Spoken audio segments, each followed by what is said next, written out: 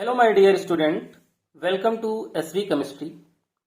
बच्चों, आज के सेशन में हम पढ़ेंगे percentage composition of element and उसके बाद हम पढ़ेंगे एम्पिरिकल एंड मॉलिक्यूलर फार्मूला।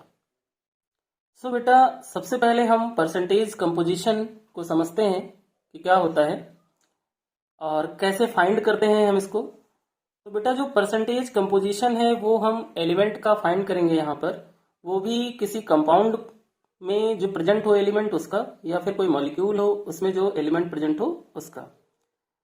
क्या होता है परसेंटेज कंपोजिशन? तो percentage composition is the percentage by mass of each element in a compound. क्या डेफिनेशन बनी इसकी कि percentage composition is the percentage by mass of each element in a compound, यानी कि परसेंटेज कंपोजिशन किसी compound में each element का मास percent है। क्या है? परसेंटेज कंपोजिशन जो है वो किसी भी कंपाउंड में जो एलिमेंट होते हैं ईच एलिमेंट का मास परसेंट होता है। तो कैसे कैलकुलेट करते हैं इसको? उसके लिए बेटा यहाँ पे फॉर्मूला होता है कि percent element equal to mass of element into 100 upon molar mass of the compound. यानी कि कोई भी कंपाउंड हमें गिवन है, उस कंपाउंड में जिस एलिमेंट का हमें परसेंट निकालना है उसका मास हम लिखेंगे, 100 से इंटू करेंगे क्योंकि परसेंटेज 100 में ही कैलकुलेट किया जाता है, और फिर उस कंपाउंड का जो मोलर मास होगा उससे डिवाइड कर देंगे। तो क्या आ जाएगा? परसेंट एलिमेंट आ जाएगा। ठीक है। या फिर कहीं पे परसेंट कॉन्स्टिट्यूएंट लिखा हो तो उस केस में क्या करेंगे कि mass of constituent into 100 upon molar mass of the compound. यानी कॉन्स्टिट्यूएंट कहें या फिर एलिमेंट कहें, दोनों सेम ही कंडीशंस हैं। ठीक है ना। वो हम क्वेश्चंस को करके फिर समझते हैं, है ना। क्वेश्चंस करेंगे तो और इजी हो जाएगा। तो फर्स्ट क्वेश्चन है बेटा हमारा, what is the mass percentage of carbon, hydrogen and oxygen in ethanol. यानी कि एथेनॉल हमें गिवन है और एथेनॉल में हमें परसेंटेज निकालना है किसका? कार्बन का, हाइड्रोजन का और ऑक्सीजन का। तो पहले क्या करेंगे, सबसे पहले हम इसका मोलर मास निकालेंगे। किसका? एथेनॉल का। तो molar mass of ethanol C2H5OH। ठीक है ना। क्या होता है मोलर मास ऑफ एथेनॉल? चलो कैलकुलेट करते हैं। तो बेटा, एथेनॉल में कार्बन कितने हैं? 2 हैं, और कार्बन का मास कितना होता है एटॉमिक? 12 होता है। प्लस हाइड्रोजन कितने हैं? 6 हैं, और एक हाइड्रोजन का मास 1 होता है, तो 1 इंटू 6। प्लस ऑक्सीजन कितने हैं? 1, और ऑक्सीजन का एटॉमिक मास कितना होता है? 16, तो ये 16 इंटू 1 इतना हो गया।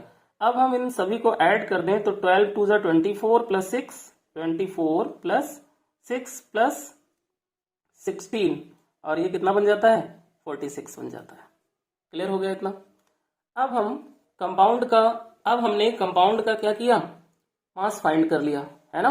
मोलर मास फाइंड कर लिया। अब हम ईच एलिमेंट का परसेंटेज यहाँ पर फाइंड कर सकते हैं। तो परसेंटेज ऑफ कार्बन हम पहले फाइंड करते हैं। फॉर्मूला क्या था? मास ऑफ एलिमेंट इंटू 100। तो मास ऑफ एलिमेंट कितना होगा? यहाँ 2 कार्बन है, 1 का 12 होता है, तो ये होगा 24, और 24 इंटू 100 डिवाइडेड बाई कितना? 46। ठीक है ना। इसको सॉल्व कर लें, ये हो जाएगा 12 और ये हो जाएगा कितना? 23, और 12 को हम 100 से मल्टीप्लाई कर दें तो कितना हो जाएगा? 1200 हो जाएगा अपॉन ये 23, और 1200 को अगर हम 23 से डिवाइड करते हैं बेटा तो ये बनेगा 52.17%। इस तरह से हमने कार्बन का परसेंटेज फाइंड कर लिया। ठीक है। अब हम परसेंटेज ऑफ हाइड्रोजन फाइंड करें। तो परसेंटेज ऑफ हाइड्रोजन के लिए क्या करेंगे? हाइड्रोजन कितने हैं? 6 टोटल, तो 6 इंटू 100 डिवाइडेड बाई 46, ये कितना हो जाएगा? ये हो जाएगा 3, और ये हो गया 23, है ना। तो ये कितना बना? 300 अपॉन 23, और इसको जब बेटा डिवाइड करेंगे तो ये बनेगा 13.04%। क्लियर? इतना समझ में आ गया। अब हम क्या करें बेटा? अब हम थर्ड का जो है मास फाइंड करते हैं, है ना। थर्ड हमारा क्या है? ऑक्सीजन का। तो percentage of oxygen equal to क्या हो जाएगा? ऑक्सीजन का मास कितना आया है? 16, तो 16 इंटू क्या करें? 100, और डिवाइड किससे करें इसको? 46 से, है ना, यानी कि मोलर मास ऑफ कंपाउंड। अभी क्या होगा? ये हो जाएगा कितना हमारा? 8, और ये कितना हो जाएगा? 23, 2 से हमने डिवाइड कर दिया, तो ये हमारा बन गया कितना? 800 अपॉन 23, और इसको सॉल्व करेंगे बेटा तो ये आएगा 34.78%। इस तरह से कोई भी कंपाउंड हमें अगर गिवन है तो उस कंपाउंड में हम ईच एलिमेंट का मास परसेंट कैलकुलेट कर लेते हैं।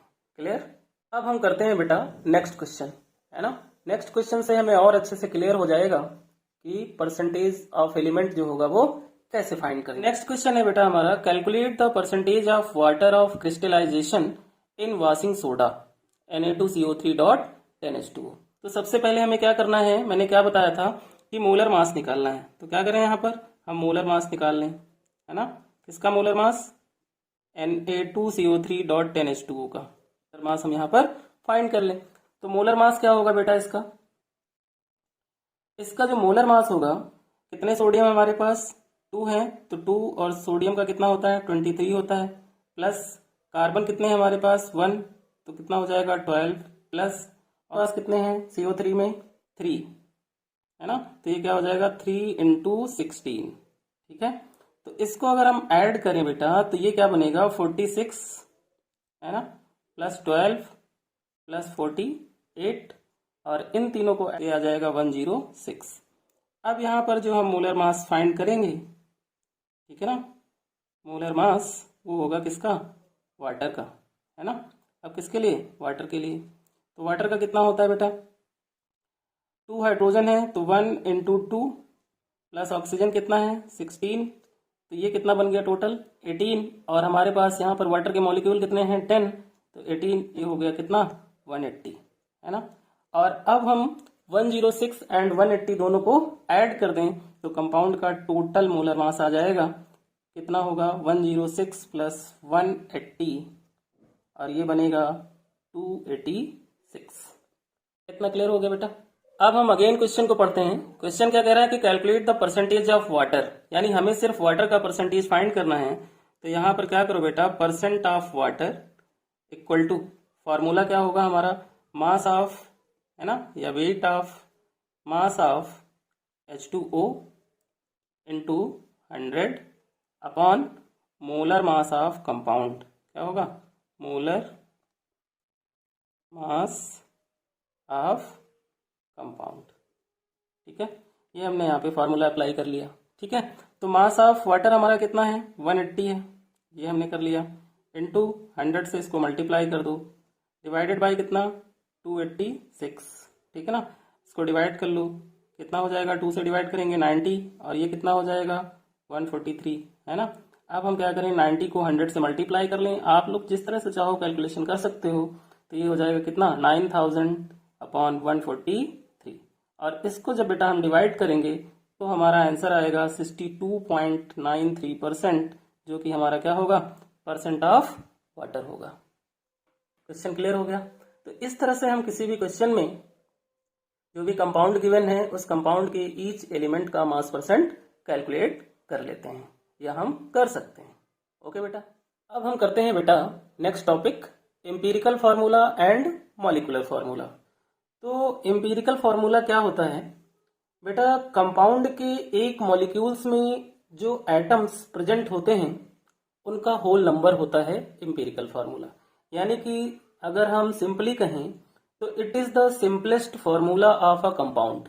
जो कंपाउंड है हमारा उसका जो सिंपल फार्मूला है, ठीक है, यानी कि उसमें जो एटम्स हैं उनका होल नंबर जो होता है वो क्या होता है? एम्पिरिकल फार्मूला होता है। और मॉलिक्यूलर फार्मूला जो होता है it is the actual formula of a compound. वो किसी भी कंपाउंड का एक्चुअल फार्मूला होता है। एग्जाम्पल से समझते हैं और अच्छे से क्लियर होगा कि मॉलिक्यूलर फार्मूला और एम्पिरिकल फार्मूला में क्या डिफरेंस है। तो सपोज यहां पर बेटा हम ले लें C6H12O6, ये क्या है? हमारा ग्लूकोज है। इसको हम कहेंगे एक्चुअल फार्मूला या फिर कहेंगे मॉलिक्यूलर फार्मूला। अब हम इसका एम्पिरिकल फार्मूला अगर बनाएं तो C6H12O6 है हमारे पास। क्या था? C6 था, H12 था, और O कितने थे? 6 थे।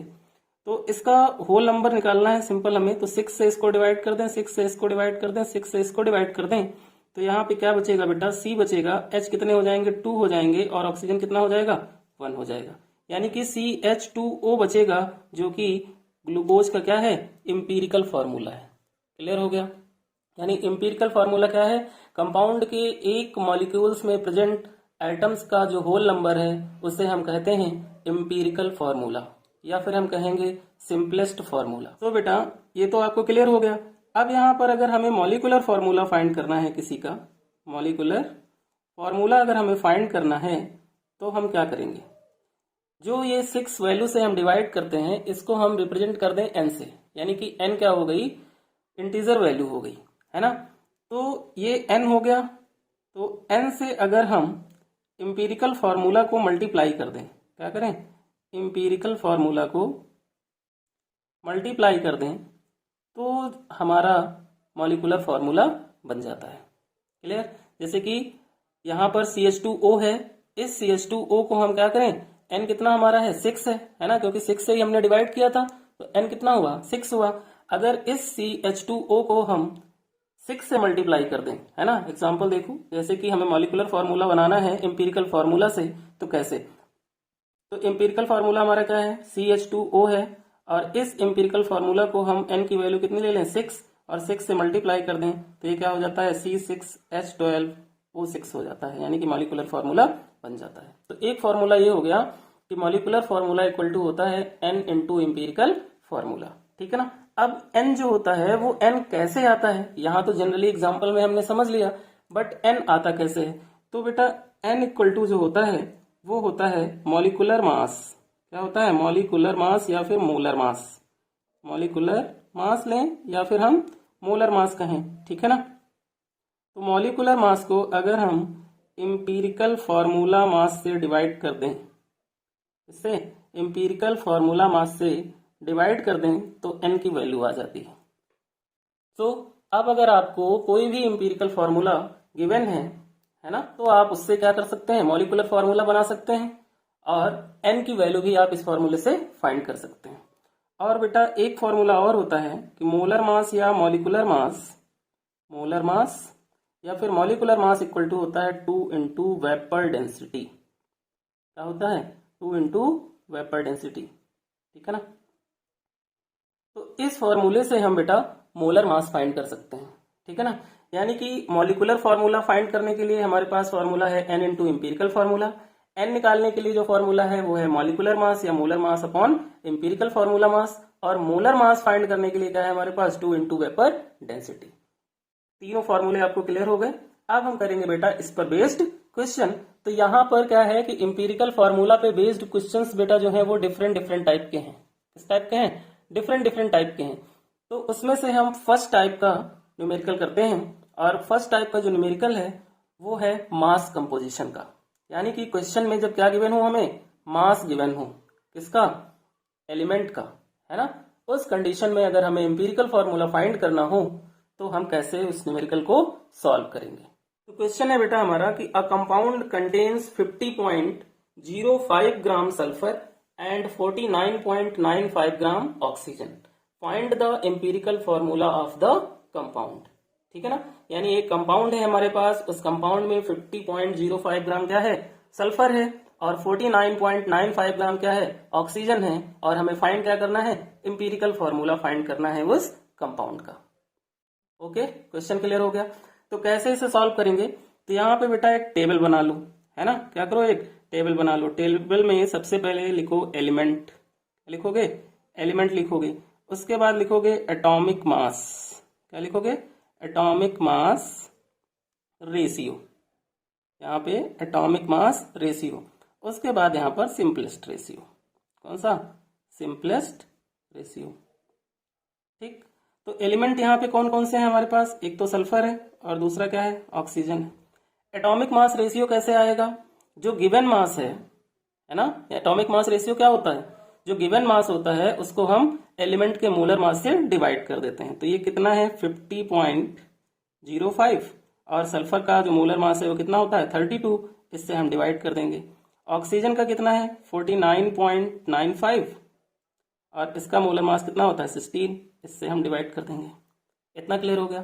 तो बेटा जब हम 50.05 को 32 से डिवाइड करेंगे तो ये वैल्यू आएगी 1.56, कितनी आएगी, 1.56, और जब 49.95 को हम 16 से डिवाइड करेंगे तो वैल्यू आएगी 3.12। इतना क्लियर हो गया। एटॉमिक मास रेशियो हमने फाइंड कर लिया। अब सिंपलेस्ट रेशियो निकालना है।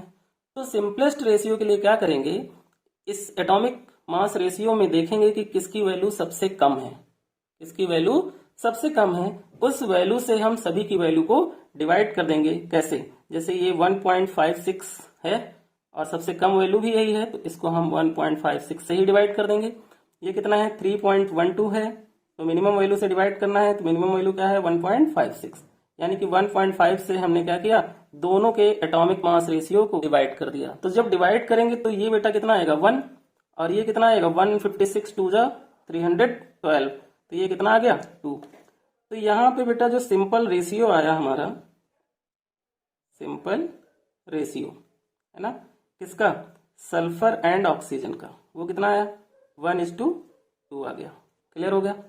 तो बेटा एम्पिरिकल फॉर्मूला भी अब बन जाएगा, है ना। एम्पिरिकल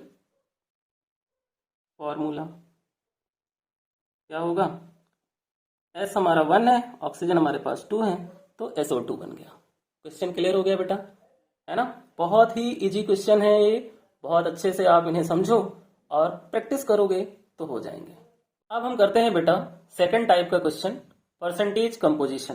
दैट मीन्स ऐसे क्वेश्चंस जिनमें एलिमेंट के परसेंटेज गिवन हुए और हमें एम्पिरिकल फॉर्मूला फाइंड करना है।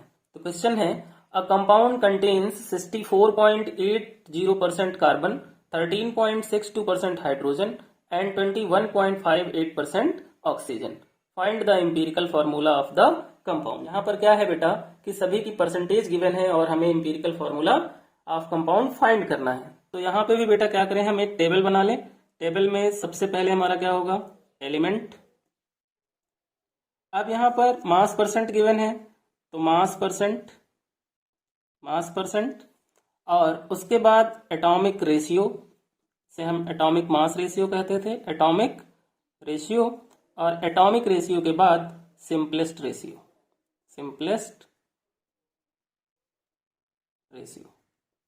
ये हमने एक टेबल बना ली। इतना क्लियर हो गया। अब यहाँ पे कौन कौन से एलिमेंट हैं? एक तो कार्बन है, दूसरा क्या है? हाइड्रोजन है, और तीसरा क्या है? ऑक्सीजन है। ठीक है। कार्बन का मास परसेंट कितना है? 64.80। हाइड्रोजन कितना है? 13.62, है ना। ऑक्सीजन कितना है? 21.58। क्लियर? ये हमें मास परसेंट यहाँ पर गिवन है। अब जब ये मास परसेंट गिवन है बेटा, उस कंडीशन में हमें क्या करना है? इस मास परसेंट को इन एलिमेंट के एटॉमिक मास से डिवाइड करना है और एटॉमिक रेशियो फाइंड कर लेना है। तो क्या बनेगा? 64.80 डिवाइडेड बाई 12 इक्वल टू, ये क्या बनेगा? 13.62 डिवाइडेड बाई 1 इक्वल टू, और ये क्या बनेगा? 21.58 divided by 16 equal to.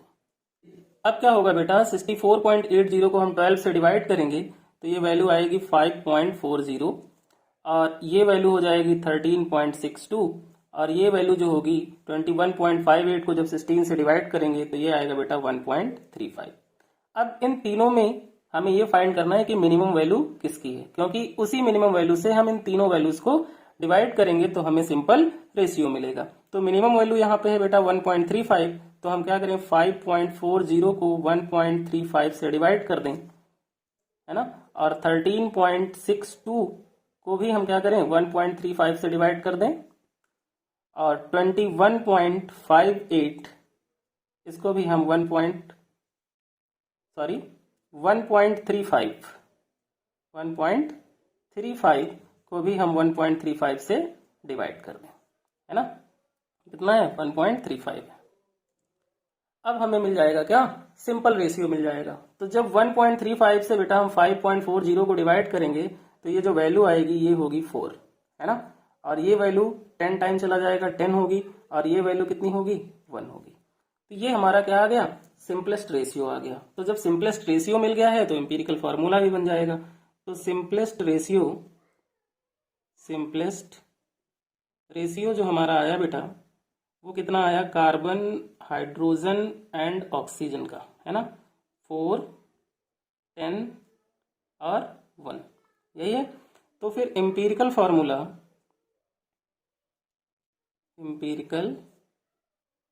Formula जो होगा बेटा इसका वो क्या होगा? C4H10O। ये हमारा आंसर हो जाएगा। क्वेश्चन क्लियर हो गया, समझ में आ गया कि कैसे सॉल्व होगा। अब हम करते हैं बेटा नेक्स्ट क्वेश्चन, है ना।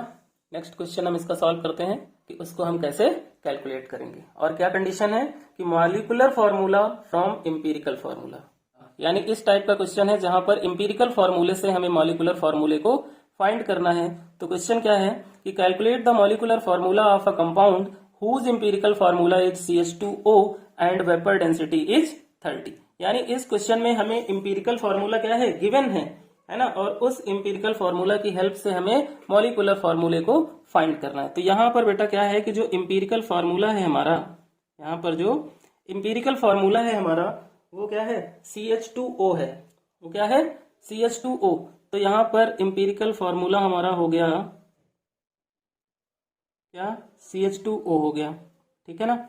अब हम क्या करें, अब हम इसका निकाल लें वेट, क्या करें, इसका वेट निकालें। तो एम्पिरिकल फॉर्मूला वेट, है ना, एम्पिरिकल फॉर्मूला वेट या मास, है ना, क्या होगा, कार्बन कितने हैं 1, तो 1 × 12 प्लस हाइड्रोजन कितने हैं 2, 1, है ना, क्योंकि 1 क्या है, एटॉमिक मास है हाइड्रोजन का, तो 1 × 2 प्लस 16, और इन तीनों को जब बेटा हम ऐड करेंगे तो ये कितना हो जाएगा 30।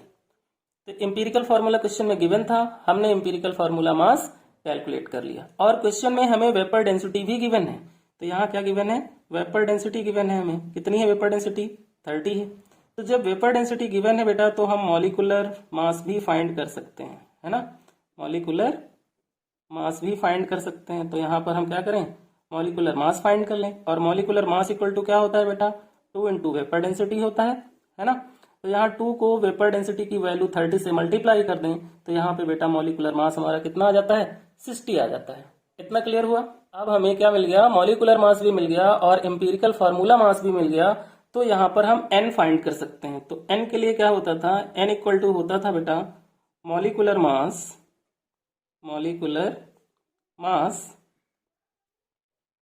अपॉन एम्पिरिकल फार्मूला मास। क्या होता था, एम्पिरिकल फार्मूला मास, यही तो होता था फार्मूला हमारा जिससे हम n कैलकुलेट करते थे। क्लियर, चलो। तो मॉलिक्यूलर मास हमारा कितना आया, 60 आया, और एम्पिरिकल फार्मूला मास हमारा कितना है 30। इसको डिवाइड कर दो, 30 1 जा और 32 जा, तो कितना आ गया, 2 आ गया। तो बेटा यहाँ पर n की वैल्यू आ गई कितनी, 2 आ गई। अब जब n की वैल्यू 2 आ गई तो फिर हम मॉलिक्यूलर फार्मूला भी यहाँ पर फाइंड कर सकते हैं। तो मॉलिक्यूलर फार्मूले के लिए क्या होता है कि मॉलिक्यूलर फार्मूला इक्वल टू होता है n × एम्पिरिकल फार्मूला, और यहाँ पर n की वैल्यू कितनी है 2। तो 2 को क्या करो, एम्पिरिकल फार्मूला हमारा था CH2O, उससे मल्टीप्लाई कर दो तो ये क्या बनेगा C2H4O2, और इस C2H4O2 को अगर हम रीअरेंज करें तो यहाँ पर बेटा बन जाता है एसिटिक एसिड। क्या बन गया बेटा, यहाँ पर एसिटिक एसिड बन गया।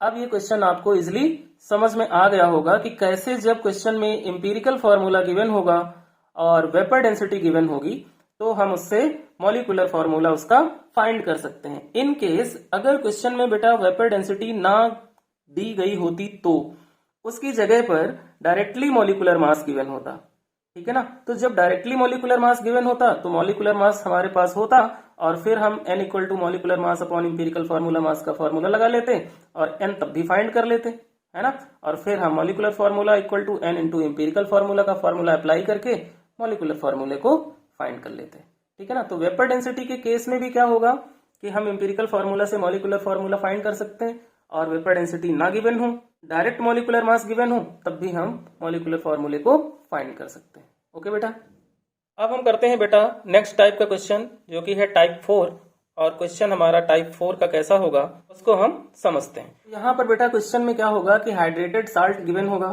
है ना, और उसमें जो एलिमेंट है उनकी परसेंटेज गिवन होगी और हमें एम्पिरिकल फार्मूला फाइंड करना होगा। तो क्वेश्चन क्या है कि the mass percent of an inorganic compound is magnesium 9.76%, oxygen 26.01%, sulphur 13.01% और वाटर 51.22%।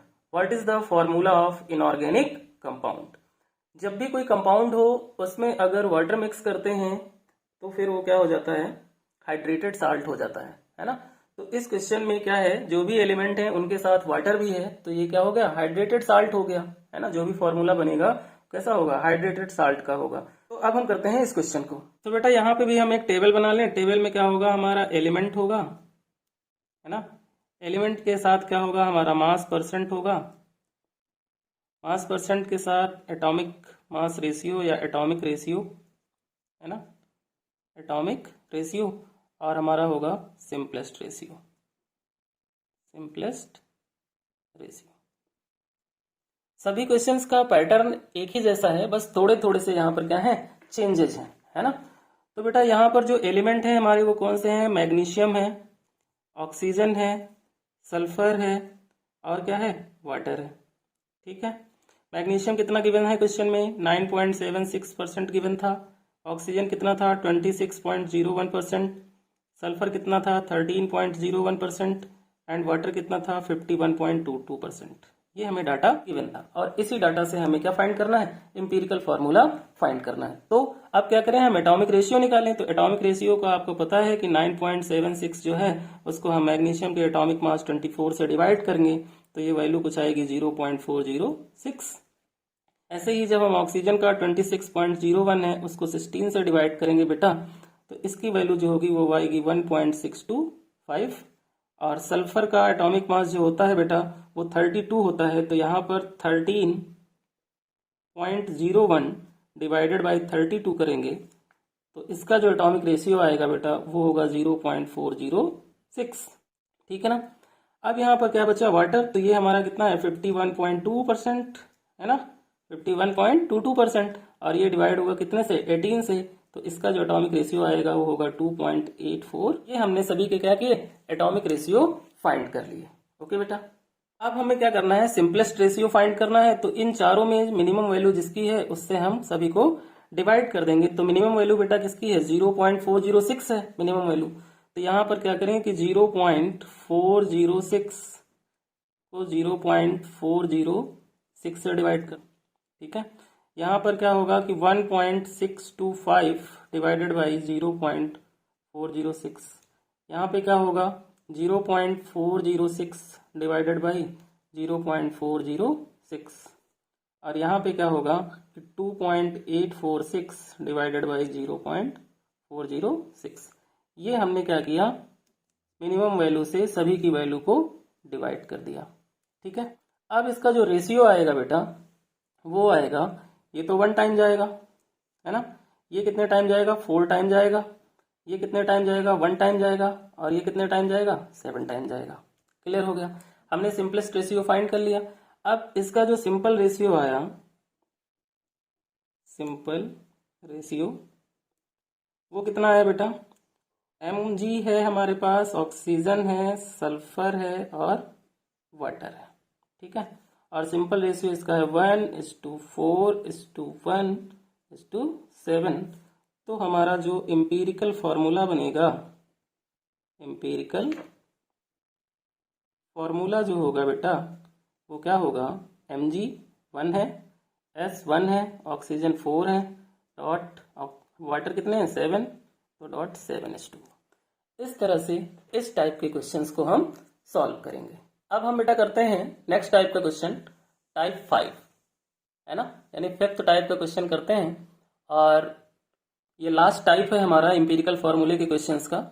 और इसका जो बेस है वो क्या है कि empirical formula and molecular formula, यानी कि इस क्वेश्चन में हमें एम्पिरिकल फार्मूला भी फाइंड करना है और मॉलिक्यूलर फार्मूला भी फाइंड करना है। तो डिफरेंट टाइप थे हमारे पास और एवरी टाइप के क्वेश्चंस हम लोग कर रहे हैं।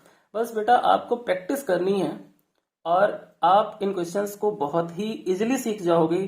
क्लास 11th और क्लास 10th दोनों के ही एनुअल एग्जाम्स या 10th के बोर्ड एग्जाम्स में इसका एक क्वेश्चन 100% आता ही आता है। सो बेटा ये क्वेश्चन बहुत ही ज्यादा इंपॉर्टेंट है, इन्हें आपको अच्छे से करना है। ठीक है ना। तो क्वेश्चन क्या है बेटा हमारा कि a compound contains 4.07% hydrogen, 24.27% carbon and 71.65% chlorine. It's molar mass is 98.96। What is the empirical and molecular formula. तो यहाँ पर भी बेटा हमें क्या करना है, टेबल बनानी। तो सबसे पहले हम क्या करें, यहाँ पर टेबल बनाएं, है ना। तो टेबल में फर्स्ट हमारा क्या है, एलिमेंट है ना, क्या है एलिमेंट। दूसरा हमारा क्या होता है, मास परसेंट, है ना। दूसरा हमारा क्या है, मास परसेंट है। तीसरा हमारी जो तीसरी टेबल है वो क्या होती है, एटॉमिक रेशियो, एटॉमिक रेशियो। और फोर्थ हमारा क्या है, सिंपलेस्ट रेशियो, सिंपलेस्ट रेशियो। ये हमारी टेबल हो गई। एलिमेंट हमारे पास कौन कौन से हैं, एक तो कार्बन है ना। दूसरा हमारे पास क्या है, हाइड्रोजन है, ठीक है ना। और तीसरा हमारे पास क्या है, क्लोरीन है, ठीक है। ये तीन एलिमेंट हमें गिवन है। अब इनकी परसेंटेज कितनी है वो देख लेते हैं, है ना। तो कार्बन यहाँ पे बेटा गिवन है 24.27, हाइड्रोजन यहाँ पे है 4.07, क्लोरीन यहाँ पे कितनी है 71.65। इन सब के एटॉमिक मास से हम इनको डिवाइड कर दें तो क्या मिल जाएगा, एटॉमिक रेशियो। तो 24.27 को हम 12 से डिवाइड करेंगे, 4.07 को हम 1 से डिवाइड करेंगे और 71.65 को हम डिवाइड करेंगे किससे, 35.5 से, जो कि क्लोरीन का एटॉमिक मास है, ठीक है। अब क्या होगा कि एटॉमिक रेशियो मिल जाएंगे। तो कार्बन का जो एटॉमिक रेशियो आएगा बेटा वो होगा 2.02, कितना 2.02। हाइड्रोजन का जो होगा वो होगा 4.07 और क्लोरीन का होगा बेटा 2.02। ये तीनों के हमने क्या फाइंड कर लिए, एटॉमिक रेशियो फाइंड कर लिए। ओके बेटा, अब इसका सिंपलेस्ट रेशियो, तो इन तीनों में जिसकी वैल्यू सबसे कम है उसको सभी को डिवाइड कर दो। तो 2.02 डिवाइडेड बाई 2.02, है ना। 4.07 डिवाइडेड बाई 2.02, फिर 2.02 डिवाइडेड बाई 2.02। अब यहाँ पे सिंपल रेशियो आ गया कितना, 1, 2 एंड 1, ठीक है ना। तो यहाँ पर बेटा जब सिंपल रेशियो आ गया तो हमें क्या मिल गया, एम्पिरिकल फार्मूला मिल गया। क्या मिल गया, एम्पिरिकल फार्मूला। और वो क्या बना, CH2Cl। अब देखो, अब क्वेश्चन में हमें क्या गिवन है बेटा, क्वेश्चन में हमें गिवन है मोलर मास, है ना, क्योंकि हमें यहाँ मॉलिक्यूलर फार्मूला भी फाइंड करना है। अभी ऊपर वाले क्वेश्चन में हमने डिस्कशन किया था कि अगर वेपर डेंसिटी ना गिवन हो, मोलर मास गिवन हो, तब भी हम मॉलिक्यूलर फार्मूला फाइंड कर सकते हैं। तो मोलर मास यहाँ कितना है, 98.96, है ना। तो यहाँ पे बेटा जब मोलर मास गिवन है तो हमें क्या चाहिए, एम्पिरिकल फार्मूला मास भी चाहिए। तो यहाँ पर एम्पिरिकल फार्मूला मास हमारा कितना होगा, कार्बन का 12 प्लस हाइड्रोजन 1 × 2 प्लस क्लोरीन कितना 35.5, और इन तीनों को ऐड कर दें तो ये बनता है 49.5। अब हमने मोलर मास भी फाइंड कर लिया, और क्या फाइंड कर लिया, अब हमें मोलर मास गिवन था और एम्पिरिकल फार्मूला मास हमने फाइंड कर लिया, ठीक है। तो फिर यहां से क्या करो, n फाइंड कर लो। n इक्वल टू क्या होता है, molar mass upon empirical formula मास, ये तो होता है फार्मूला। तो मोलर मास हमारा कितना है 98.96 और एम्पिरिकल फार्मूला मास हमारा कितना है 49.5। अब इसको डिवाइड कर दो बेटा, तो ये कितना आ जाएगा, 2 आ जाएगा। इतना क्लियर हो गया। तो जब ये 2 आ गया तो यहाँ पर अब हम क्या करें, मॉलिक्यूलर फार्मूला बता सकते हैं। तो मॉलिक्यूलर फार्मूला